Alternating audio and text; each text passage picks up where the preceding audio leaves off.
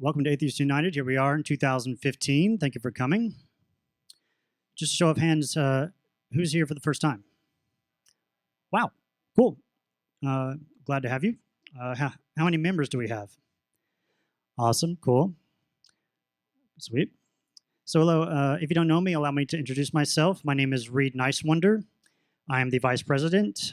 This month I'm filling in for Gula, our President. She is a little occupied at the moment. Here's baby Michael.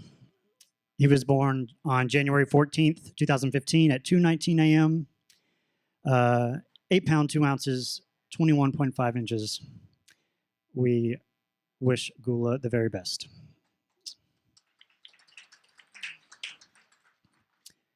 We are having our ongoing Atheism 101 series. Today's topic is, yes, YouTube. YouTube is the most popular video site on the internet. 100 hours of video are uploaded to YouTube every minute. As you can guess, there is a ton of content focused on atheism. There are debates, interviews, documentaries, all within reach of just a few clicks. YouTube was a huge factor from my deconversion just a little over 3 years ago. And since then, I've been devouring as much as I can. So today, I just wanted to let you know about 3 channels that I'm a huge fan of. The first is The Atheist Voice with him and Meta. Yeah, any fans?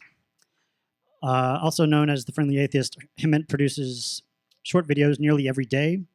He tackles mostly atheist 101 topics, answering a few questions that the general public would like to know. He also has a new podcast out with by the same name, so check that out as well. All right, next is Matt Dillahunty. His new project is Atheist Debates.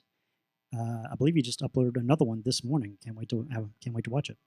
If anyone isn't familiar with Matt, I would definitely recommend checking out past episodes of The Atheist Experience. It's a public access show, broadcast online out of Austin. Amazing show. You got to check it out. He's now producing his own original content related to debating. His video essays consist of deconstructing debates and debunking common apologetic arguments. If that's your type of thing, I highly recommend checking out his channel. Last is this new guy. You just saw his video at the beginning, Anthony Magnabosco.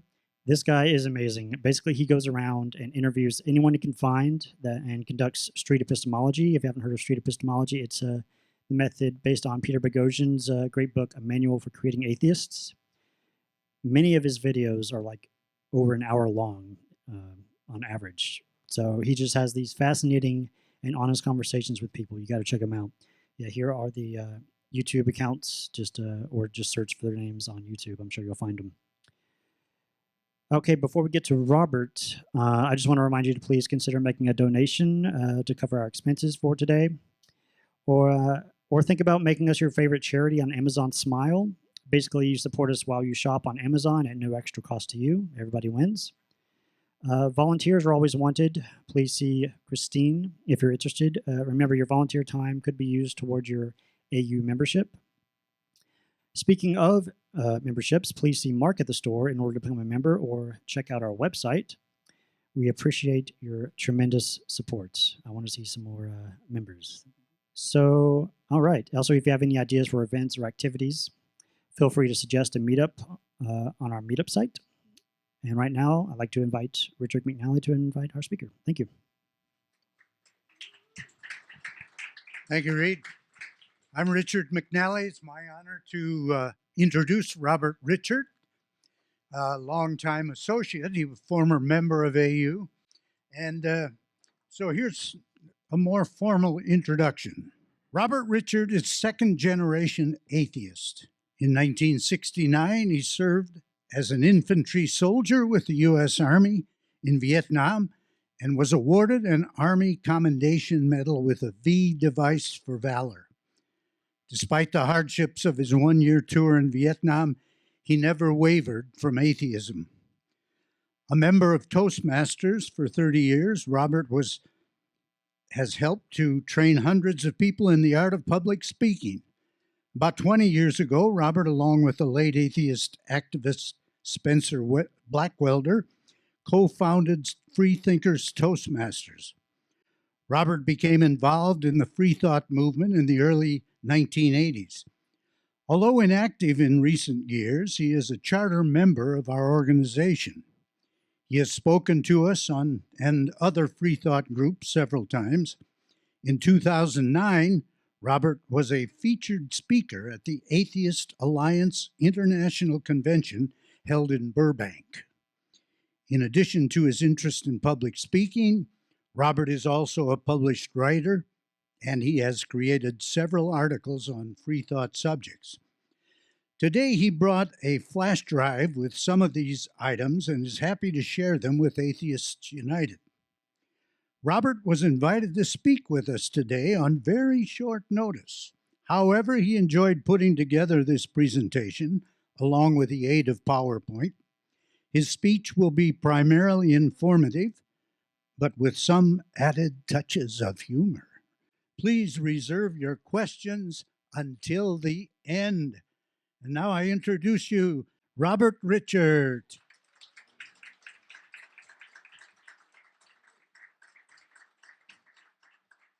Thank you, my good old buddy, Richard. Walking in today, it was a pleasure to see some old faces I haven't seen in a while, like Liliana and many others, and I appreciate you coming. Very, very nice to be back. Remember this guy? And I'm sure most, if not all of you, remember atheist activist Shermer from American Atheist. This was in 1987. Asked the question above, surely you recognize the equal citizenship and patriotism of Americans who are atheists. And good old George H. Bush said, nah, I don't know that atheists should be considered as citizens, nor should they be considered as patriots. This is one nation under God. And he said some other nasty things, right? Well, what if George Bush were president today, was asked the same question and gave the same answer? What would be the media and public relation? Back then, there was virtually no media attention paid to his comment. Would the same be true today? Interesting question. We've made some progress. Maybe it wouldn't be exactly the same, but I have a feeling that the press probably today wouldn't pay much attention to the same thing. However, what if the question were this back in 1987? Surely you recognize the equal citizenship and patriotism of Americans who are gay. No, I don't know that gays should be considered as citizens, and on and on. What would the reaction have been back then had Bush said that in 1987? There would have been some rumble, right? There would have been some attention paid to it by the media. What if he said it today? There would probably be many cries for his resignation. So the question comes up, what have the gays done in the last 20, 30 years that we atheists haven't? I know all of you think about this, and I don't have the answer to that question. I have one answer, and that answer is communication. So this is what I'm about today. It's about communicating effectively, be it in your speeches, in your debates, in conversation, and in writing. And at the bottom, I have my little Toastmaster course, and that's about all I'll say. Know your subject, be prepared, and be organized. These are obvious things, whether you're going out to speak in public or even in conversation. We don't want to look like fools. And what I find is wonderful is how well educated most of you are on the subject of atheism. Atheists, leaders, and thank goodness today we have some prominent ones, have different communication styles. I'm sure all of you know Madalyn Murray O'Hair on the far left. Below is my depiction of her communication style. Fire and brimstone, fire-breathing dragon. She was abusive, caustic, harsh. The list goes on and on. But Madalyn received quite a bit of media attention, didn't she? The squeaky wheel gets the grease. And she did bring atheism out into the forefront, despite the fact that she was a mean old woman. Let's face it. Now in the center is our beloved Richard Dawkins, professor of evolutionary biology, one of the smartest people in the entire world, in my opinion. I've read all of his books. I think of his communication style as an atheist hawk. Would you all agree with that? He's very outright, forefront about his opposition to religion. He's been accused of dividing people and hurting the cause of atheism, but unlike Madeline, he is far more civil about it. And then on the far right is Skeptic Society's Michael Shermer, who I depict as the gentleman, right? Michael is very personable. He's very likable. It's hard to get mad at Michael Shermer. He's an excellent speaker. He's the kind of guy you want to hug. So we have these different communication styles in the atheist movement, and some people would like to say, well, we need to favor this one, or we need to favor that one. I say, why don't we have all of them? After all, in the civil rights movement, and even in the gay movement, we had leaders that were very Shermer-like, Dawkins-like, and Madeleine Murray-like. And it didn't seem to slow down the cause. I think there's room for a variety of communication styles within the atheist movement, and so that's what I would suggest you think about. There are two main challenges facing us atheists, and of course on the left, you all know very well the negative image we have amongst the general public. I mean, it's terrible. It's just amazing the kinds of things we are accused of being, and you know as well as I do that we are often spending a great deal of time explaining to people who we are not rather than who we are, right? That's a problem.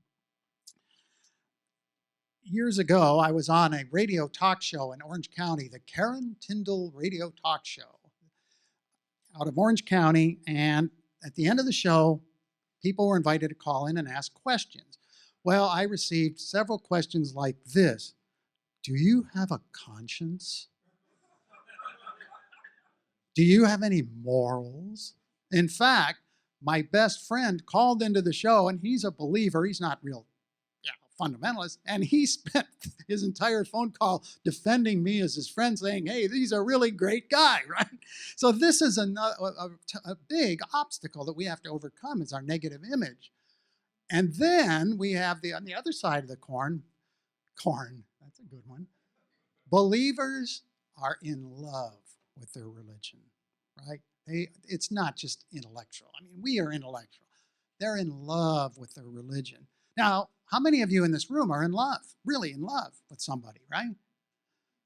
Do you like it when people say bad things about your spouse? You don't like it at all.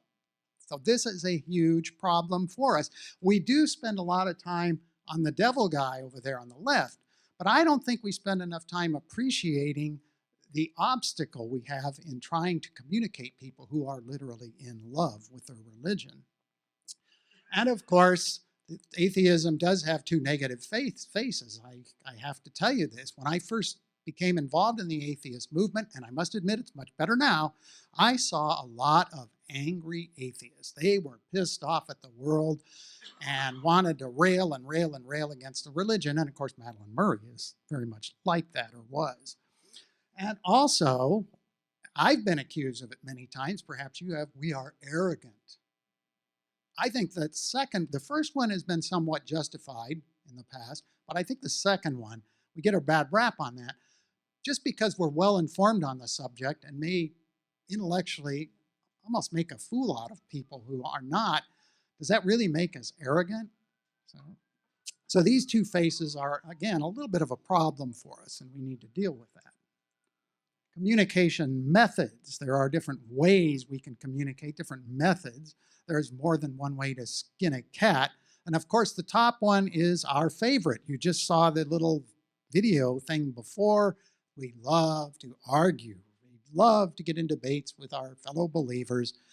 And of course, my suggestion there is, of course, use good reasoning and sound arguments.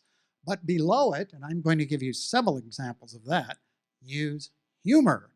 I love the H.L. Mencken quote. I think it's very much true. One good horse laugh is worth 1,000 syllogisms. And at the bottom there, we can be more creative about the way we communicate with people, indeed the way we even argue. And I'm going to give you an example. I created a poem to explain who I am as an atheist. It's made for general audiences, mind you, made for people who are believers, friends, not just, this is not directed toward just atheists. Here we go. You know me. I was the kid in 3rd grade that liked dinosaurs, liked to catch lizards and pollywogs, liked looking at stuff under my microscope, liked to play games, liked to play baseball, liked to ride my bike, liked the kites and balsa wood airplanes, liked my friends, and they liked me. I love my family. Fond memories include family car trips, family dinners, mom's cookies and pies, flying model airplanes with dad, seeing my brother become successful, learning to enjoy Beethoven from my sister. Ozzie and Harriet, Leave It to Beaver, Father Knows Best. They were like my family, American as apple pie. Some people aren't raised like me. Some people are taught to hate. Religious hatred is the worst. Inquisitions, crusades, jihads, Protestants versus Catholics, Sunni versus Shiite, and atheists are hated more than any. Haters create stereotypes, cardboard cutouts, cartoon caricatures. What does it take to hate? It takes distance. Distance between the haters and those they hate. Haters become islands. Because it's hard to hate those close to your heart. It's hard to hate those you know. You don't know me. I was raised without religion, never said bedtime prayers, never went to church, never believed in Jesus, never believed in God. I don't need gods and religion to be good or do good, to find meaning in life, to aspire to high ideals, to be positive and optimistic, to like people or be liked, to be happy. I am an apple pie atheist. Do you want to know me?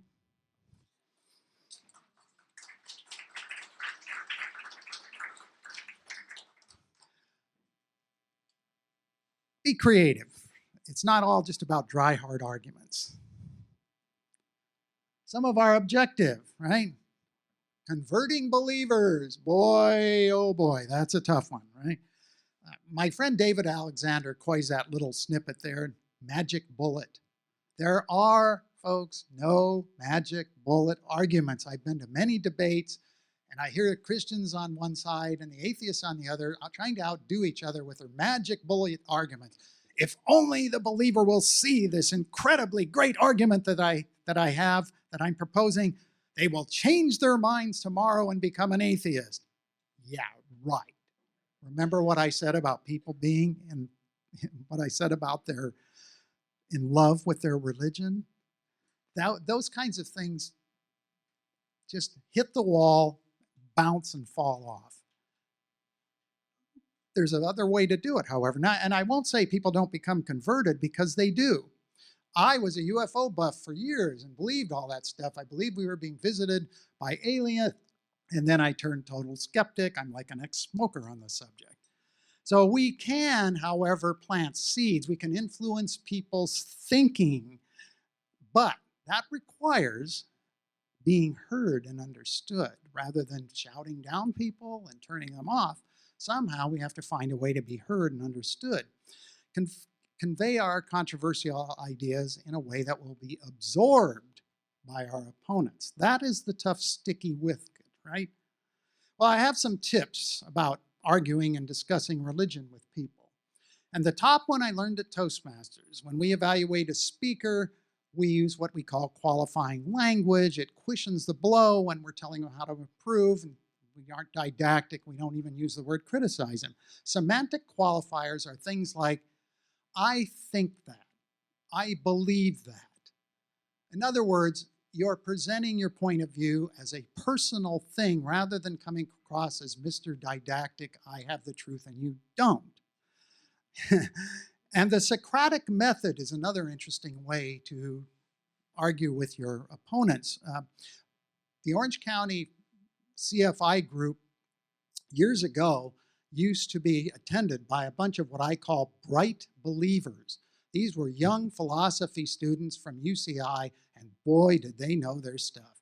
I saw many atheists trumped by these fellows because they could twist and turn their arguments. They knew them well, and they used a Socratic method, which is asking questions.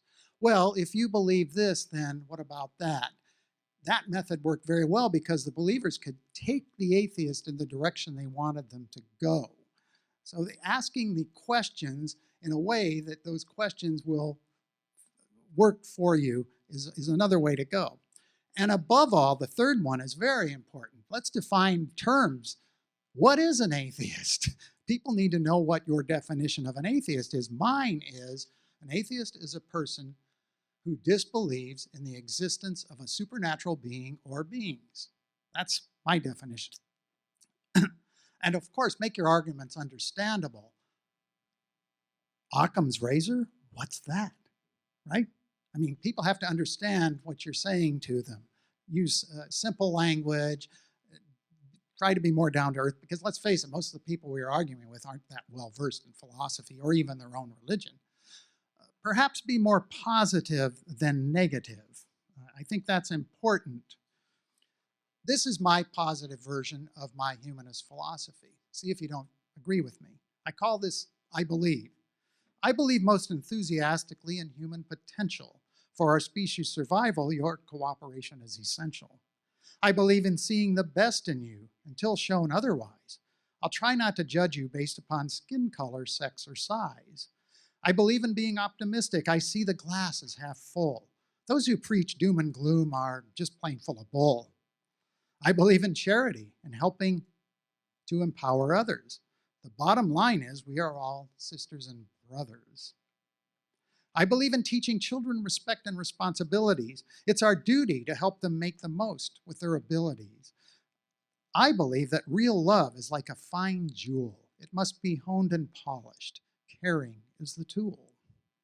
I believe in striving to be the best. It's not all about winning, but in living life with zest. I believe in doing good. It gives me much pleasure, but it's not out of fear of hell, nor promises of heavenly treasure. I believe in following the evidence, no matter where it leads, even if it doesn't suit my fancy or fulfill my emotional needs. I believe in science, reason, and the power of the human mind to nurture curiosity, to seek, and to find. I believe in the pursuit of happiness, joy, and mirth. Let us all strive together to make heaven here on earth. I don't believe in gods, be they Christian, Muslim, or Jew. Instead, I truly do believe in you. I will now do my Marco Rubio impression.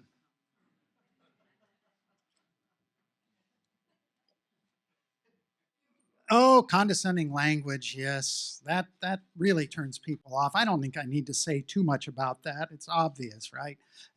Tearing people down. Let the wisdom and your confidence in your beliefs do the work for you. You don't have to browbeat people with your ideas. And of course, try to tame the anger. And boy, I'd love to preach that, but I sure have a hard time following it. I have to admit, sometimes I fly off the handle with people. It's hard not to, right, isn't it? Questions to consider when you're writing essays, articles, or doing an oral presentation, and we need to think about that. What is my main purpose? Am I here to inform, entertain, persuade, inspire, motivate? Obviously, in any presentation, you may have elements of all of those, but what's your main purpose? And think about that from the outset and then build upon that. And also, who is your audience? Is it a mixed group? Or is it a group like us of like-minded thinkers? You have to gear your language toward that group. The phrase abortion is murder will go over very well with fundamentalist Christians, but it wouldn't go over not only in this group, but in a group of the general public. And so we have to be careful how we choose our language depending on the audience we're speaking to. What is the level of knowledge of the audience, if there's any way to determine that? Often, atheists are more advanced years, right? I'm glad we're getting more young people in, but in the days when I started in the free thought movement, most of the audience had a lot of this stuff, you know, a lot of snow on the roof. And so if I were speaking to a group of senior citizens, I wouldn't use skateboarding as a metaphor. I would use issues about health, perhaps, to talk to. So think about the audience you're speaking to. And above all, when you're speaking to a group of people, answer the question, what is in it for them? How do they benefit by your speech? What is it that they can come away with? I wish that would quit doing that. So that they will want to hear what you have to say. Think about all of those things. All of those things. They're important. And of course, our language uses, our words and phrases. Again, I emphasize to define terms from the outset. I give a speech about every couple of years. Actually, I participate in a 4-person panel discussion at Long Beach City College on the subject of spirituality. I'm the token atheist in the group, right? Well, spirituality, the first thing that comes out of my mouth when I stand up to speak is, if your definition of spirituality is about gods, ghosts, devils, chi, the force from Star Wars, I give a whole list, I'm not with you.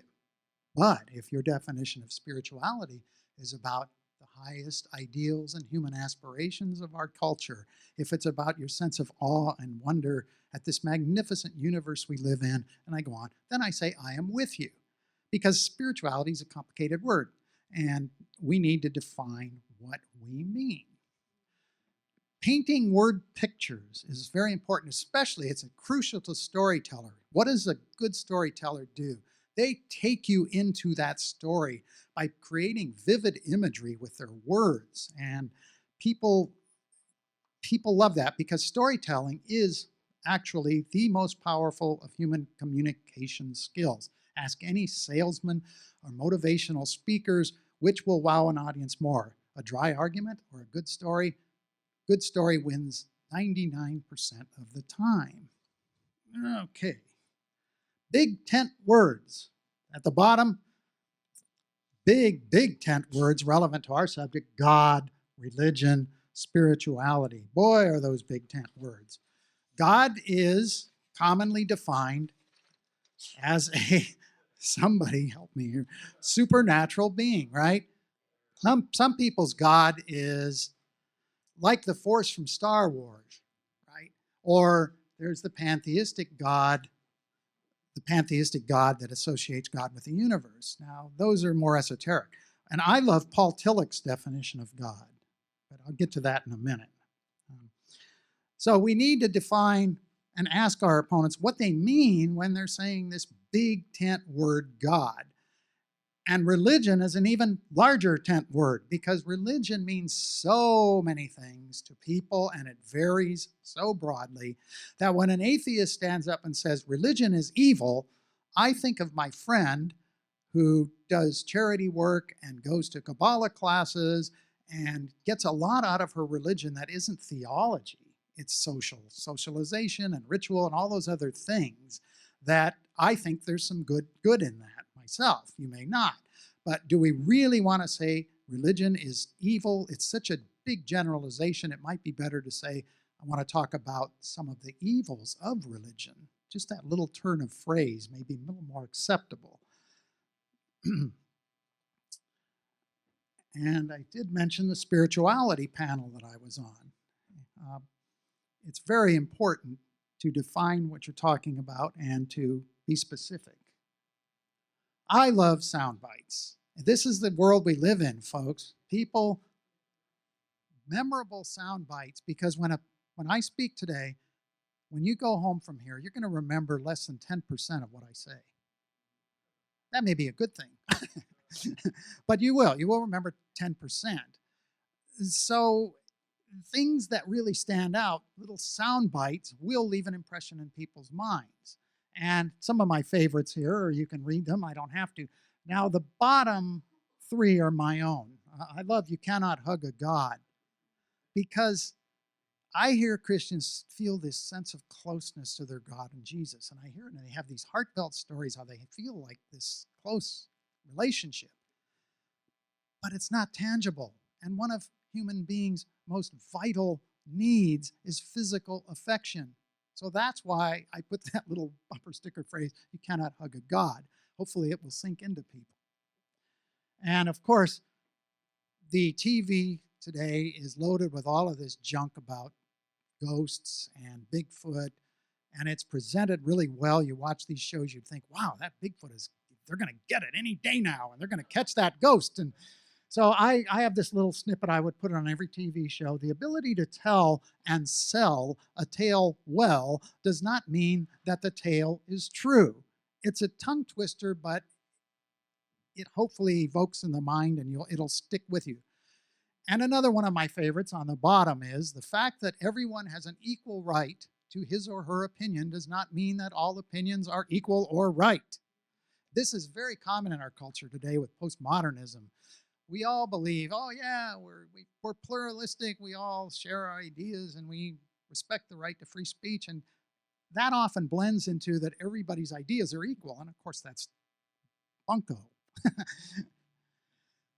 Questions and answer sessions. This is important too, for the speaker and as you as an audience member. If you're a speaker and you're conducting a question and answer session, it's very important if the audience can't hear, several members can't hear the question, that the speaker repeat it. I've seen this so many times at atheist meetings. What did he say? Somebody will shout, I didn't hear the question. And it is difficult as a speaker to keep track on that sometimes because you want to answer that question so fast, right?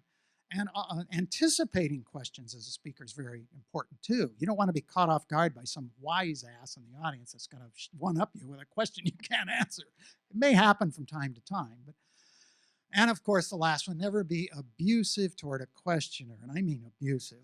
I'll give an example later of a little bit of humor I used, but not to be abusive. Let's see where I am here. It's number 15. Stop doing that. Okay. I love this phrase, and I think it's very true. I think it's absolutely true. Believe it or not, psychologists have done studies, and we communicate at least 50% of our communication is with this and these, our body, not just our words. Our demeanor, our eye contact with the audience, our attitude, all of these nonverbal cues send messages out there. And it does happen, not just standing up in front of a group like this, but when you're in a one-on-one conversation with people, your body language speaks volumes. Remember that. What does this mean? Yeah, exactly. And how about this? I'm going to tell you what to do, right? Right? No, we don't want to do that. I have to tell a little story about this business of body language. When Atheists United formed, it was broken off from American Atheists. I don't know if all of you know that. That was back in the early 80s. Well, a few years later, John Murray, who I had never met, Madeline Murray's son, ran American Atheist, and he came out to LA to start a new chapter of American Atheist because AU and American Atheists were still butting heads at the time, right? So John came up like me in front of the group to speak. I'm sitting in the audience, and here's what John was doing through his entire speech. Or he was looking down at notes. Almost never did he make direct eye contact with anybody in the audience. Guess what? The chapter never formed. People were talking about what a dullard he is and how weird John Murray is. It didn't work. So body language, I guess I've said enough on it, but it's very important. They're coming to arrest us. Uh-oh. After my end of mine, I'm sure they will be. All right. Debates. Atheists love to debate, be it in an informal, a formal setting, or whatever. We do love to debate. I partook in a debate a few months ago. I'll tell you about in a few minutes. Let's talk about some tips for speakers and audience members. Of course, and this isn't done as often as it should, speakers must know their opposition. Not always possible to do that, but if you can, ahead of time, read what your opposition has written, what they've said, find out as much about them as you can. You're less likely to be caught off guard and blindsided if you know where they're coming from. and of course arrive at the venue early and prepared. One of my bugaboos is this. Hello, today I'm going to speak to you about A, B, and C, and then I'm going to talk about the, and then I'm going to talk about the, I call it head bobbing. When somebody comes up here with a fully written out script and reads it, there are several problems. One, it's almost impossible to sound sincere. If you know your subject, why the hell are you having to read it word for word, right? I mean, this may not be something you absorb as an audience member explicitly, but you will implicitly. And also, you lose your eye contact with the audience. You start this head bobbing stuff up and down if you're trying. And then the speaker, of course, will lose his place. And then he's groping for words and stammering and stumbling and throwing him off track or her, and it ends up a disaster. I always say bring an outline. That's an outline. It's not a fully written script. Work from that. Trust yourself to formulate the right words. If you know your subject, you should be able to do that. Am I on the second one already? Okay. Here we are in the audience. Of course, be respectful to both sides, right? I mean, that's a given. I'm trying to find my note here where I wrote that, but one thing I think is really important, and we don't do it, pose your questions to your side, not to the opposition. I know some of you may think, I've got a silver bullet question, and if I ask of the opposition, they're going to go, huh, and look like a fool, right? Chances are that's not going to happen. It's not going to happen. Not only will they answer your question if they're even decently prepared, but you give them the last word. Ask your question of the people you support. Give them the airtime. How am I doing on time, by the way? Good? Okay. Enough said on that. Ooh, what was it, about a year ago or last spring, I think, I was invited by Bruce Gleason of the Backyard Skeptics to debate, something I usually refrain from doing, the fossil evidence from evolution. I know a little bit about the subject, but I certainly don't have a PhD or an MA or a BA in the subject of biology. I've done a lot of homework on it and written about it, and this was one of my slides from the presentation. I think you'll agree it's in your face. It gets the point across that the fossils roar evolution. They speak volumes. That was the main theme of my talk. I had examples, and I'm going to show you some of my slides from that because I think they communicated very effectively with the audience the points I was trying to make. You all, I think most of you remember Dr. Duane Gish. He was actually a terrific debater. He was a leading creationist. He had the same slides he used over and over again, and one of them in his presentation poking fun at evolutionary biologists who say whales evolved from cows. They didn't. They evolved from a hoofed animal like a deer, but okay. And he had this little cheesy cartoon of a cow evolving into a whale, and everybody in the audience laughed, made the evolution look ridiculous, right? Well, I played upon Duane Gish's thing, and in my presentation, I had a segment showing the beautiful sequence of transitions of a little deer-like animal into modern whales, and this is how I started it. I have to start here with a little PowerPoint rule, which is don't put too much text in there on your PowerPoint slides, and don't read them if you have to read them. It's redundant. I have to tell you that because in the debate, I posed the question, creationists say that their stuff's science, right? They say creationism is science-based. And so I said, well, let's look at what scientific organizations support the teaching, evolution and the teaching of it in our schools, and which ones support creationism. Now, keep this rule in mind as I show you my next slide. Here we go, ladies and gentlemen. These are a partial list of the scientific organizations that support evolution and teaching it in our school. Can you folks in the back read that? That's the point, right? That was the point of this slide. There, it's overwhelming. And the audience members laughed. And then I said, well, now let's look at the scientific organizations that support creationism and the teaching of it in our schools. This makes a statement, right?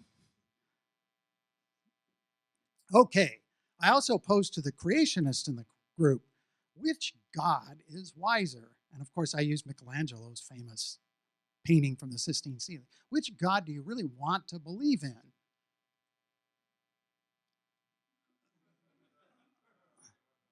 think about it. If creationists are right and each species was made independently, it's not that far off from God taking his little stamp and making animal cookies, right? This is, yeah.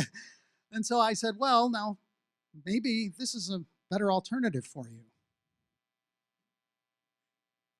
And of course, none of us believes that, but remember who I'm talking to here. I'm talking to creationists trying to get their mind to go from point A slightly more toward B. I don't know if it worked, but it's a step in the right direction.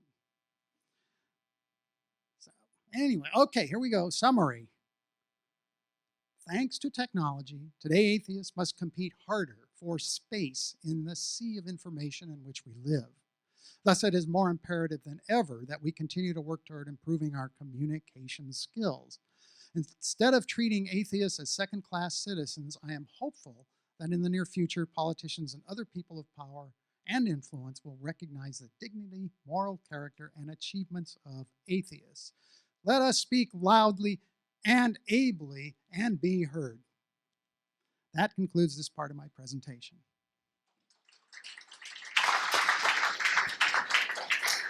Thank you so much, John. We'll have a Q&A. I got one more thing. I got a bonus for you today, cool. because it has to do with all this fury that's been going on about the cartoons of Muhammad, right?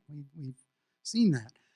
So I am a little upset about it, needless to say. As a working artist, I don't want to see artists' work censored, and I don't want certainly people killed, neither do you, I'm sure. And so I thought, how can I contribute to this? Well, first of all, here's a couple of commissioned portraits that I have done. I mean, these are paintings that I've done. They're commissioned portraits. And I think you'll agree they're quite realistic, right? Very photographic.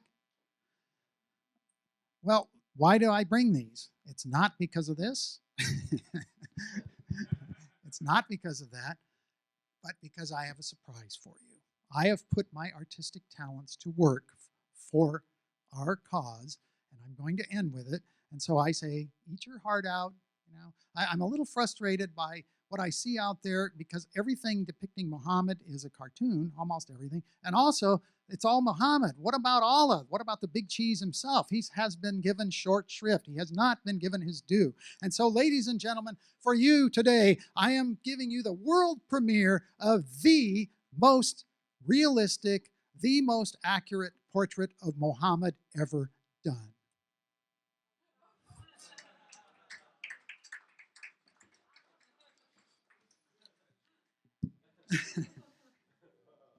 Far less work than the others, I will say. Okay, that concludes my talk. Questions?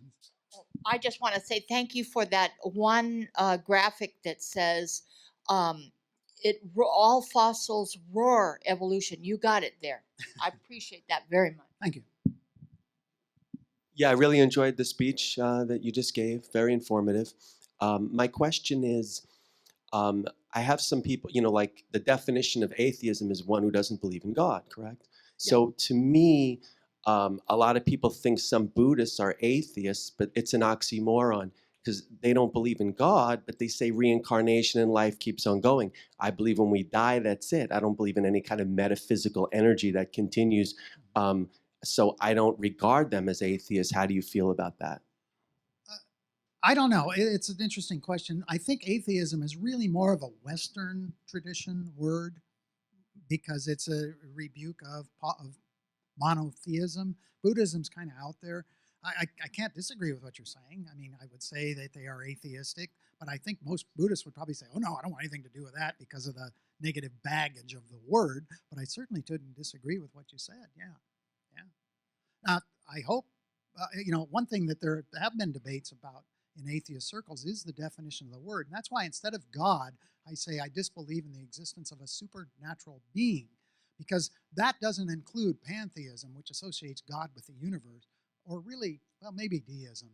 But most people's God is the traditional God of Christianity. In our culture, 95 or whatever % believe that. And so that's my atheist definition is directed more specifically to that. So, next question. Okay, I'm interested in the fact or why you call them believers, because in my mind, I think they're delusional and they have mental illness. Like anybody that actually believes in the Easter Bunny or something that really there's no proof in existing should be in the psychiatric journal of problems. And if you tell that to your believer friends, you know what the reaction's going to be? The big wall. I never tell them that. Oh, okay. What I do for a living, I work with people all day. I'm a hairdresser, and I never do that. If people are Republicans, I'm like, yay, go. Do I Ted disagree? Cruz, you know? Do I Yeah. disagree with her? No, Yeah. I think, believing in gods and the supernatural is maybe a mild or even an advanced form of superstition. But I wouldn't use that language in public. That's the thing. Because I want to communicate. I want to reach people, not rebuke them. Oh, of course, occasionally I do. Occasionally I say F off and die. I mean, I'm human. Richard, thank you very much for a fascinating talk on a very important subject. And I've always found a very good way of persuading or mocking believers is with humor. It really seems to get through to them and plant the seed of doubt. And I was wondering if you might like to educate us and entertain us with a few examples of humor you use. Oh, yes, humor, yes. Oh, I have one for you that I didn't mention. I took part in that spirituality debate a few years ago I mentioned earlier, and a lot of young kids, of course, in the audience, and they had a question, and one of the kids standed up to ask a question, and he was really pissed off. He was so mad at me. He was really angry, and he was going on and on. Well, you guys this, and you guys that, and you're terrible, and you this. And so I replied, is this an example of Christian love? Got a huge laugh from the audience, right? I don't think that was bordering on, it wasn't really abusive, but I think it put him in his place. Yeah. Anybody else? I was a leader in the atheist group at my college, and the Office of Religion and Spirituality was always inviting us to be on the Interfaith Council and participate in events with the religious student groups on campus. And I was wondering how you feel about the place of atheism in interfaith discussion, and how, whether that can be productive, or if it really, I felt like I didn't really belong there, so I didn't join the council. I'll answer your question very simply. If you're not there, you're not going to be heard, right? Now, there's another side of that, participating in debates. Should scientists, legitimate scientists, I don't call creationists, they may have degrees, but when they're doing creationism, in my opinion, they're not doing science. Should scientists debate creationists? Well, I came up with a solution that nobody's paying any attention to. If I were a scientist, I'd say, yes, I will participate in the debate, but my speaking fee is $10,000 and it has to be paid by your church, because it's a lot of time and effort to do this, and I don't want to waste my time with, and that's the point. Instead of refusing, there are good reasons to refuse to debate, but there are also good reasons to debate. So that's tailoring off your question there. Next. Yes, I'll give just one example. I live about half a block down from a Korean woman who runs a produce store, who's always saying to me, well, God loves you and all that. And how do you communicate with somebody who's not of your culture and may not understand the various rational arguments that atheists do make? Boy, is that a tough one. First of all, you have the language barrier, right? The language barrier is probably beyond my expertise there. I think if I were confronted by that person, I'd say, I really don't believe that. So please, I like you, say hello, but I really don't I don't appreciate being said, what is it they say, God bless you? God bless, yeah, I'd say, nah, it's just not my shtick. Now, in general, if people one time say it to me, I'll just nod at them. Do I want to spend the time getting into a discussion? You have to make that kind of evaluation. Going off of that, we have to be wise about how we use our time, right? Do we really want to spend a lot of time with somebody like that, or should our efforts be directed in a more fruitful way? So I think that's the best way I can answer your question. Should one argue with the produce lady about God? Should one argue with the produce? Let's see. Well, I think it could be fruitful, yes. Thank you for setting me up for that. Yeah. when I was a student in school, we learned about the mythology of the Greeks and Romans, the mythology of the Egyptians, the mythology of a number of other peoples, and they're recognized as mythology because we don't take them as being true. I tend to regard the Bible as the mythology of the Jews and Christians, and along the same line. What's your take on that? Amen. I agree.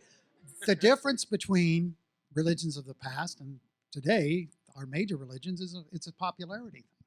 Christianity is widespread and popular, as is Islam and Judaism. So they are elevated to this status in our culture, but of course, we all know there's no difference in kind in believing in the gods of Mount Olympus, or that Jesus was resurrected, or that God created Adam and Eve in a garden. It's the same silly mythology, quite frankly. But when you have powerful peoples, institutions, and clout in our culture, that's the problem. So we have to make our dents, keep making our dents in that wall, in that monolith, whatever you want to call it. But I like to stay focused on our real problem. Our real problem really isn't, our immediate problem really isn't the people that go to church for social reasons. It's the influence of fundamentalism in our culture, and politically, that's really our core problem. So that's. I thank you for your speech. Very, very good. I have a question. You made a point about homosexuality and the success of their movement, and what we can do. Professionally, we all have relationships. We have colleagues. We have clients, and we all need to eat. So, what would you suggest in the workplace or in discussions with our clients? It comes up. My client sneezed the other day. You know what I said? Bless you. Yeah. Boy, it's like when in Rome, So. Boy, if you asked a touchy question of me, who buys most of my paintings? Conservatives. I have to walk a thin line. I'm in a gallery down east of El Cajon, and the owner is a very fundamentalist guy. And his customers are 99% Republicans because I do more traditional type art, right? So I have to keep my big mouth shut. I'm certainly not going to go around announcing, hey, I'm an atheist, and lose it. The market is really bad out there. I can't afford to lose a sale. So, that's just a reality. There's a time and place for everything.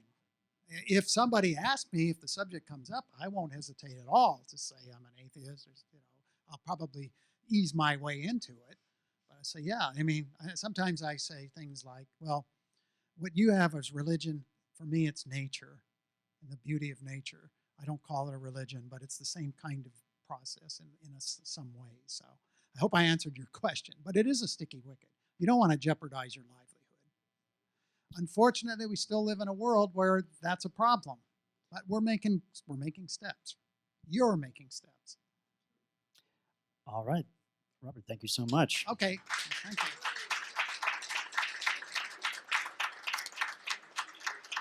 I just want to say one thing. This organization has come a long way since the early 1980s when I first joined. Congratulations to all of you. I applaud you. Keep it up, the good work. Thank you. Thank you.